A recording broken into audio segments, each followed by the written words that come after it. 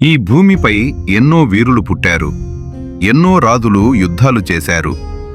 ఎన్నో మహానుభావుడు చరిత్రలో అక్షరాలా నిలిచారు. కాని వారి మధ్య ఒకడు ప్రత్యేకుడు. అతని జీవితం ఒక వీరగాథ కాదు, అది ఒక శాపం, ఒక పరీక్ష, ఒక ధర్మ ప్రమాణం. అతడే సూర్యపుత్రుడు, దానం శూరుడు, తెగువకు ప్రతీక, అంగరాజు కర్ణుడు. కథ మొదలవుతుంది యువరాణి కుంతీతో.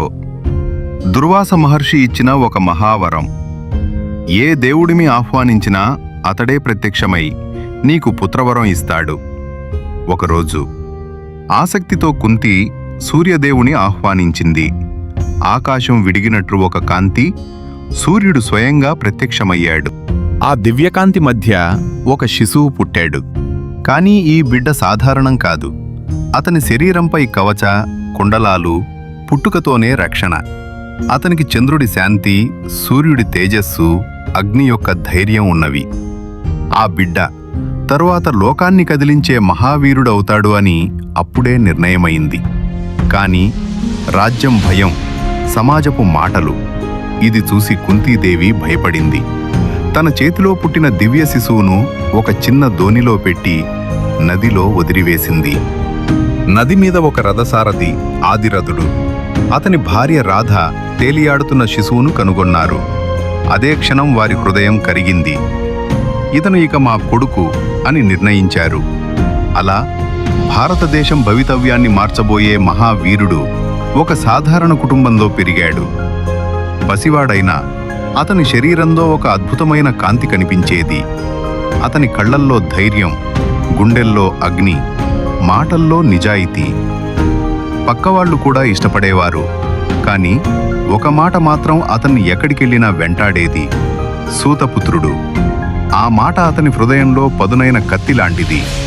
కర్ణుడు చిన్నప్పటి నుంచే ధనుర్విద్యపై పిచ్చి ప్రేమ. వాడు కఠినమైన టెంకాయలతో బాణాల సాధన చేసేవాడు. తన నీడ కూడా సరిగ్గా పడేంత దూరం చూసి బాణం విసిరేవాడు. అతనికి ఒకే కల: ఈ భూమిపై అత్యంత గొప్ప విడివిద్యావంతుడు కావాలి. వాడు అర్జునుని గురించి విని అతన్ని అధిగమించాలని సంకల్పించాడు. కాని సమాజం మాత్రం వాడి ప్రతిభ చూసినా వాడి జన్మను మాత్రమే చూసేది.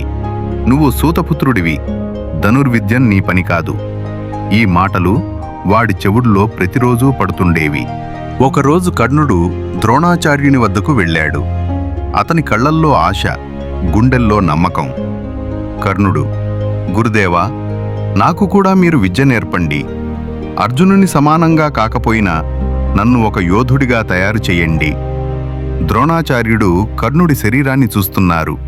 కవచకుండలాలు, అతని కాంతి ఏమీ చిన్నవి కాకపోయినా గురువు ఒక్క మాట చెప్పారు: ద్రోణుడు, నీవు క్షత్రియుడివైతే నేర్పుతాను.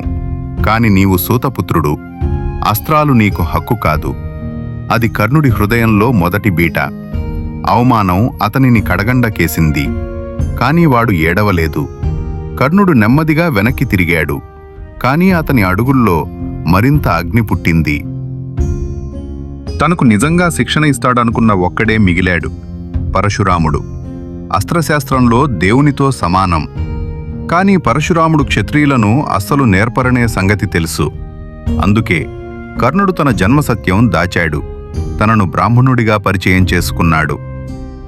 పరశురాముడు అతని కళ్ళను చూసి అన్నాడు: ఇంత నిశ్చయం ఉన్న శిష్యుడు నేను చూసింది లేదు. అలా కర్ణుడు అతని శిష్యుడయ్యాడు. రోజులు వెళ్ళాయి, నెలలు గడిచాయి. కర్ణుడు ప్రతి విద్యను మెరుపు వేగంతో నేర్చుకున్నాడు. దివ్యాస్త్రాలు, బ్రహ్మాస్త్రం, నాగాస్త్రం, ఏది చెప్పినా వెంటనే అవగాహన చేసేవాడు. పరశురాముడు కూడా అతన్ని చూసి ఇతనొక మహామహుడు అవుతాడు అని అనుకుంటున్నాడు. కాని ఒకరోజు పరశురాముడు కర్ణుడి తొడపై తలపెట్టి విశ్రాంతి తీసుకుంటున్నాడు. అప్పుడే ఒక పురుగు కర్ణుని తొడను లోతుగా గుచ్చింది. రక్తం కారింది. నొప్పి అసహ్యం. కాని గురువు నిద్రలేస్తారనే భయం. అతను కదల్లేదు. రక్తం గురువు మీద పడింది. పరశురాముడు కళ్ళు తెరిచాడు. కర్ణుని గాయం చూసి మండిపోయాడు. పరశురాముడు: ఈ నొప్పి బ్రాహ్మణుడికి అసాధ్యం. నీవు క్షత్రియుడివి, నన్ను మోసం చేశావు. అతను శాపం ఇచ్చాడు.